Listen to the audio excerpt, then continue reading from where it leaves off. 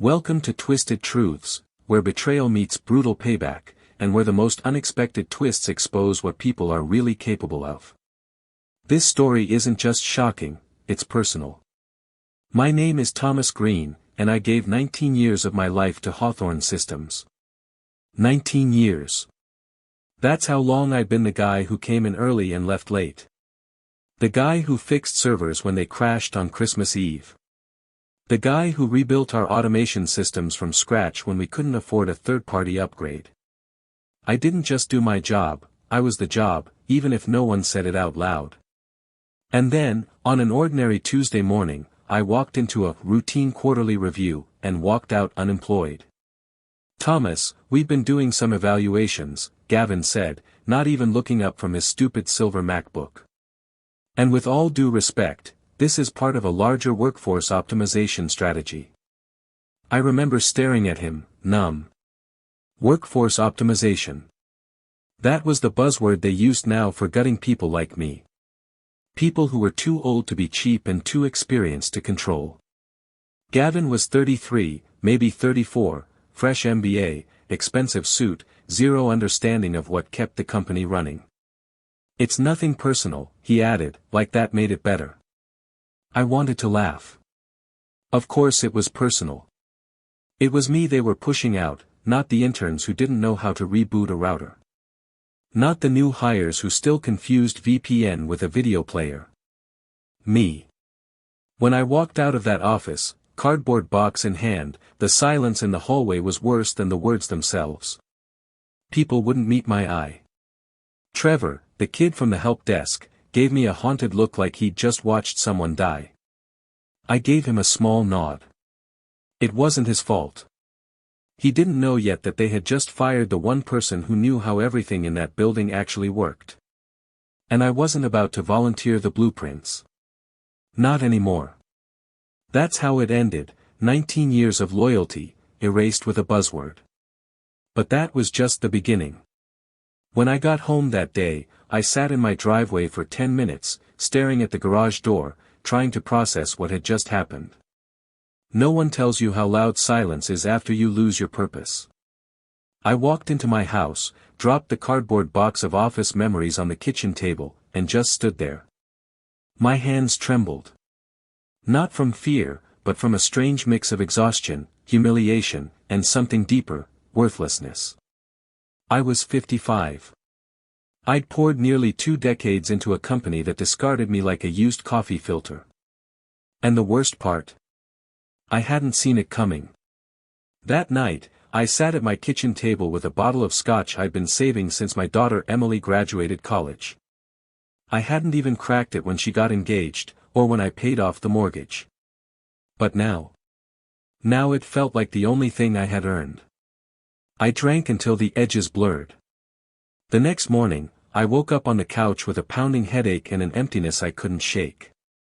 I opened my laptop, clicked through job listings, and realized, quickly, that no one was looking for a systems architect pushing 60.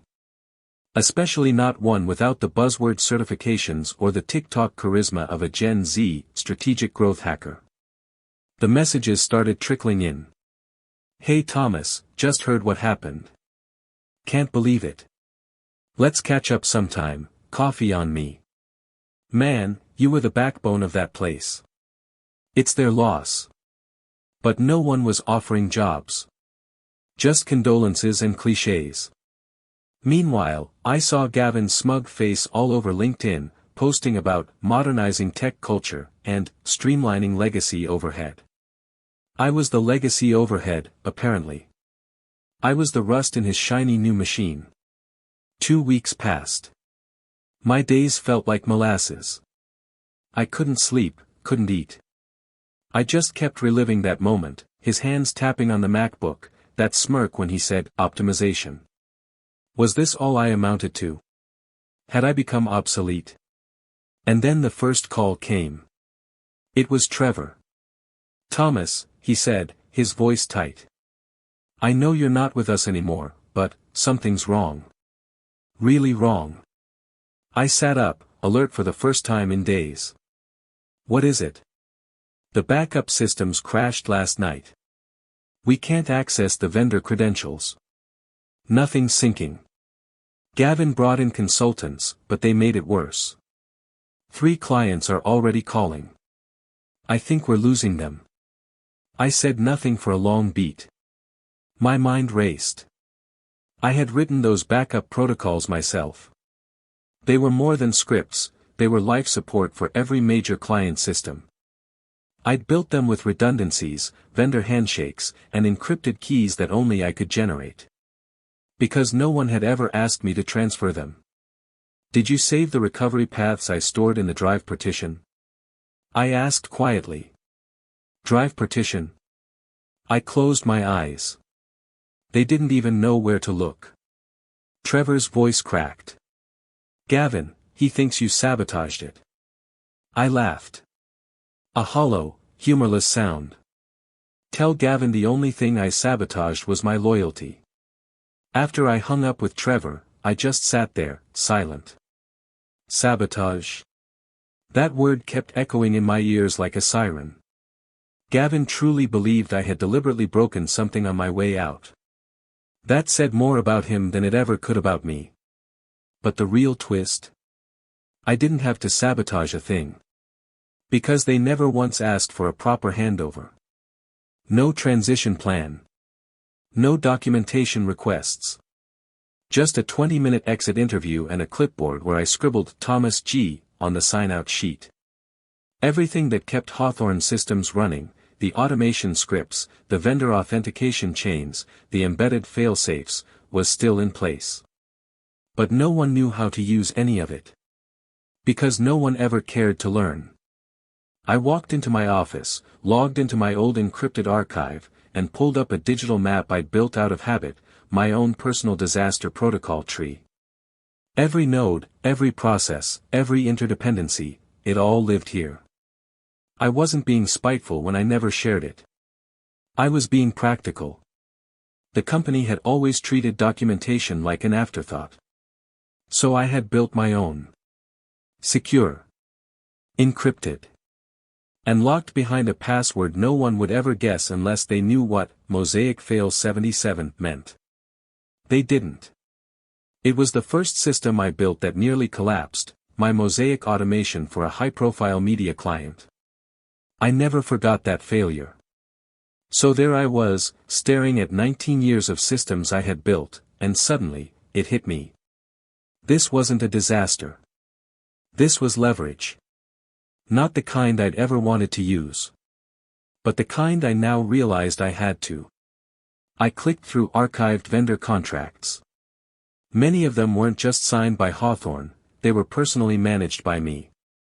Most required authentication tokens and technical sign-offs only I held. The kind that Gavin, in his ignorance, had assumed were automatically transferred to the new team. They weren't. I'd negotiated direct escalation channels with our largest service providers, meaning I had vendor-level access that preceded Hawthorne's internal chains. I wasn't the backbone of their systems. I was the lock and the key. And they just kicked me out without asking for the combination. That night, something shifted inside me. I wasn't sad anymore. I wasn't even angry. I was aware. Aware that for nearly 2 decades, I had built a house of cards so stable that no one noticed it was built by a single man. Now it was collapsing. And I would not be the one to save them. The next morning, I shaved. Not out of routine, but for the first time in weeks, I wanted to see myself clearly. Not the man who was fired. The man who had built the kingdom they were now watching crumble. I poured myself a coffee, sat at my desk, and started laying out a plan. Not for destruction, no. I had no interest in burning the house down. I was going to build a better one next door and watch them come begging at the door I owned. First, I made a list of every client I'd worked with directly, who they were, what I had built for them, and where the cracks would now be forming. Then I reviewed their system dependencies, every handshake, every automation job, every script tied to my credentials. By the time the sun set, I had a roadmap in front of me, a comprehensive map of where the power truly lived. And it wasn't with Gavin. It was with the clients, the ones now losing sleep over data sync failures and broken vendor bridges. They were vulnerable. They needed solutions. And I was the only person who understood what the old system had been designed to do. That's when I made the call. Not to Hawthorne. To Vector Core Systems. A regional competitor. Smaller, but smarter. They'd tried to recruit me 3 years ago and I'd politely declined out of loyalty. But loyalty had a shelf life. This time, I wasn't just interested. I was ready. I didn't pitch myself like a man desperate for work, I pitched myself as a rescuer. A systems architect with intimate knowledge of failing infrastructure. A specialist who could offer migration solutions to clients looking to escape a collapsing company. They called me back the next morning. "We've heard rumors," Patricia Wells, their integration director, said. "You're saying you can bring them over?" "I'm saying," I replied, "they're already looking for lifeboats. I know how the ship was built. And I know where the holes are." She paused. "When can you start?" "Monday." That weekend, I got a call. It was Gavin. "Thomas, I think there may have been some miscommunication during your offboarding. We're experiencing some issues and wanted to see if you'd consider a consulting role. Just for a few weeks." I smiled. Here it was. Desperation, dressed up in diplomacy. "I'm already employed," I replied coolly.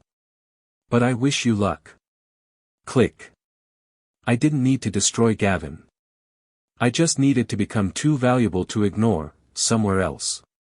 By Monday, I was in my new office at Vector Core, sitting across from a whiteboard, sketching out the very systems Gavin had broken. This time, I was building them better. Stronger. For clients who knew my name. At Vector Core, everything felt different. There were no buzzwords. No optimization meetings. Number 33-year-old executives pretending they understood back-end architecture because they once watched a YouTube video about DevOps. There was respect. Patricia Wells, my new manager, gave me the room and resources I never had at Hawthorne. "We brought you in because of your brain, Thomas," she said. "Use it." And I did. We started by targeting the exact pain points I knew were crippling Hawthorne's old systems. I wasn't guessing, I had designed those systems. The proprietary automation? Gone. The vendor credential bridges? Corrupted by consultants who didn't understand how dependencies cascaded. Vector Core gave me a lean but skilled team, including junior engineers who actually wanted to learn. I saw echoes of Trevor in them, sharp, hungry minds that reminded me of why I used to love my work. I taught them everything. Together, we built elegant migration packages for the largest ex-Hawthorne clients. Robust, secure, modular solutions that outperformed the old systems in every measurable way. And then we waited. We didn't need to chase the clients. Because they came to us. The first one was Meridian Analytics. Then came Westrock Media. Then Typhon Tech. Each one, calling Vector Core after weeks of excuses and empty promises from Gavin's disaster team. Each one practically begging for a clean exit. We offered it, professionally, ethically, and at a premium. Meanwhile, Hawthorne's internal team was imploding. Gavin kept hiring external experts to fix things, but they only made it worse. I knew this because Trevor was keeping me in the loop. Yes, he called me again. "Thomas, it's a mess. They're blaming you in meetings now. Saying you sabotaged everything." I chuckled. "Let them. You don't care. I care that you're still stuck in it, Trevor. That you're being dragged down by incompetence." There was a long pause. "Patricia offered me a position," he said softly. "You put my name forward." "I did. You think I'm ready?" "I think you're too smart to stay in a sinking ship." Trevor joined us 2 weeks later. The same week that 3 more clients pulled their contracts from Hawthorne and signed with us. By the end of the quarter, Vector Core had absorbed nearly 60% of their client base. The storm was here. And Gavin? He was out of lifeboats. 3 months after I started at Vector Core, I got a call I never expected. It was from a number I didn't recognize, but I picked up anyway. Thomas Green. This is he. This is Elaine Winters. I'm Harold Winters' daughter. My father founded Hawthorne Systems. I nearly dropped my coffee. Wow. Elaine. I haven't heard that name in years. I know. I'm sorry for the sudden call. My father passed away last month. My chest tightened. Harold Winters was the one who gave me the job in 2004. Back when Hawthorne had 15 employees and no budget. He was the last executive who actually walked into the server room and thanked you after you fixed something. I'm so sorry to hear that. Thank you, she said. Then her voice turned cold. But I'm calling for a reason. And it's about what's happening to the company. I sat down. I'm listening. I recently found a letter, one my father wrote before he died. It was addressed to the next owner of Hawthorne. But what's in it? It changes everything. She emailed me a scanned copy. It was handwritten. Dated just weeks before Harold sold the company. If you're reading this, it means you own Hawthorne Systems now. Do not make the mistake of thinking this is just a tech firm.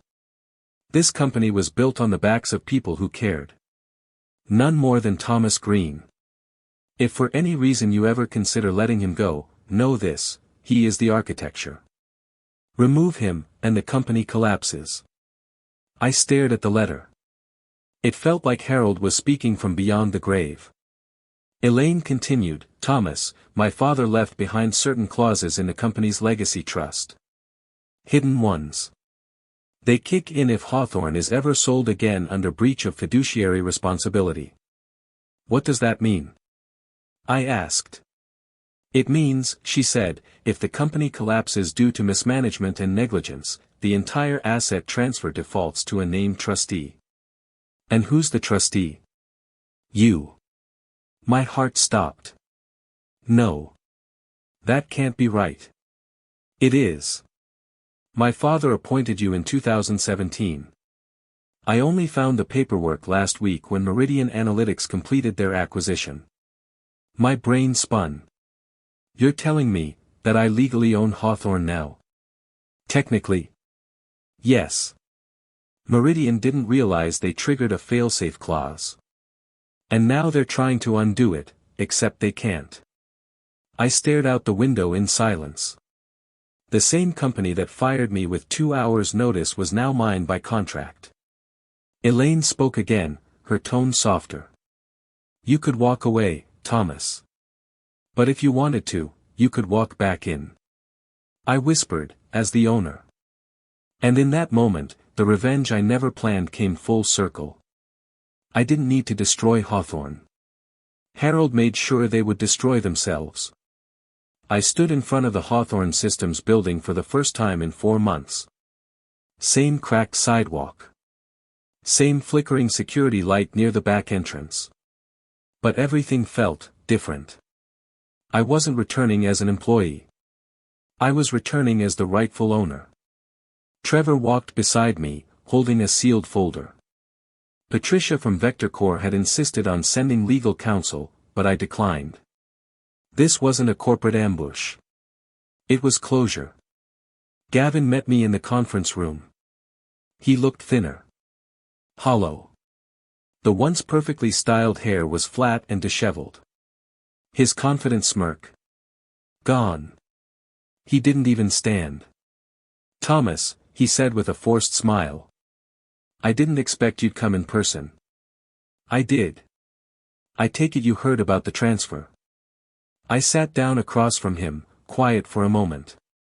Then I slid the folder across the table. It was the notarized document from Elaine Winters' legal team. The proof. I watched Gavin's expression drain of color as he read it. Line by line. Clause by clause. This isn't possible. It is, I said. Harold made sure of it. He didn't even believe in digital contracts. This looks like it was typed on a typewriter. It was. But it's ironclad. He leaned back, jaw clenched. What are you here to do? Gloat. Fire me? I paused. No. His head tilted. No. You're not important enough to fire. He flinched. I'm here, I said slowly, to remind you of what happens when you build your empire on people you don't understand. He stood, pacing now. You can't just waltz back in here like some savior. You left this place in ruins. I didn't ruin it. You did. I just stopped saving it. He stopped pacing. Eyes bloodshot. Breathing heavy. Then, a whisper, what are you going to do with Hawthorne? I looked around the empty room. The space where I'd once fixed systems during snowstorms and rewired servers during blackouts. And then I gave him the only answer that mattered. Nothing. He blinked. I'm selling the company. Piece by piece. The hardware's outdated, the infrastructure's broken, and the talent already moved on. Including me. He looked stunned. You're walking away. I already built something better.